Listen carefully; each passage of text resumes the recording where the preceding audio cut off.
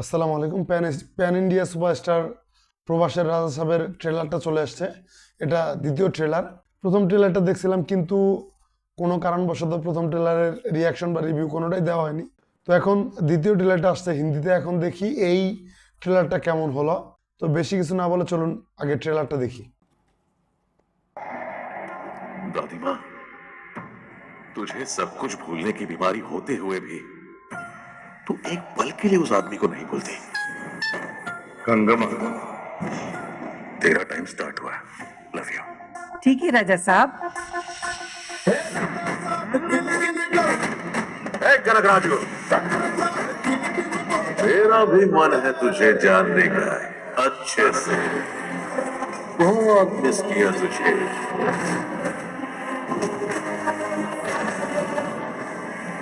अब जाके मिला, आखिर तू मेरे जाल में फंस गया। मिस यू टू राजा साहब।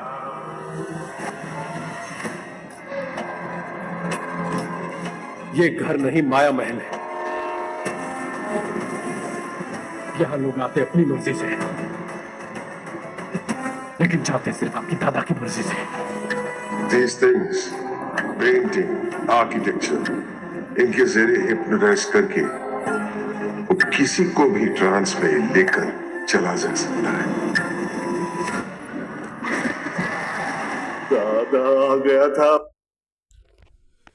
এই পর্যন্ত দেখার পর যেটা মনে হলো যে এখানে হরর এলিমেন্টের পাশাপাশি একটা সায়েন্স ফিকশনের কোনো একটা বিষয় হয়তো বা রাখা হবে। দেখি সামনে কি হয়।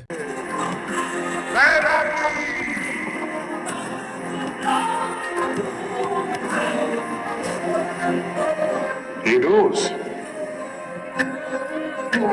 कि किसकी क्या कमजोरी है उसी को टारगेट करता है।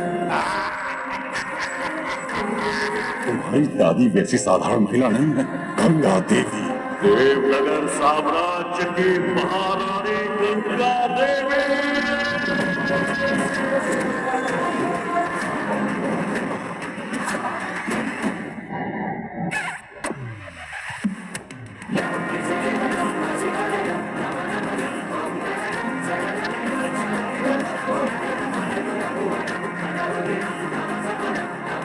अगर तुम सबकॉन्शियस में एक पैरेलल वर्ल्ड को क्रिएट करके अपने थॉट्स को वहां पर रख सकते हो तो शायद कुछ भी हो सकता है।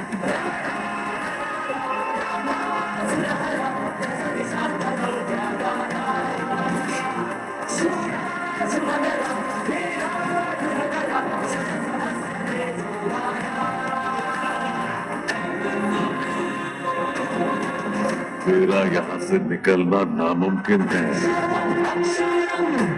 तो क्या कर लेगा फिर?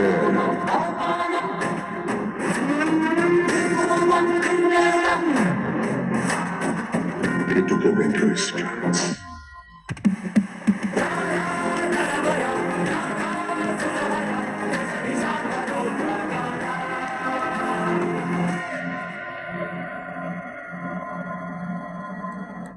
যাই হোক, দেখলাম রাজা সাহেবের ট্রেলার।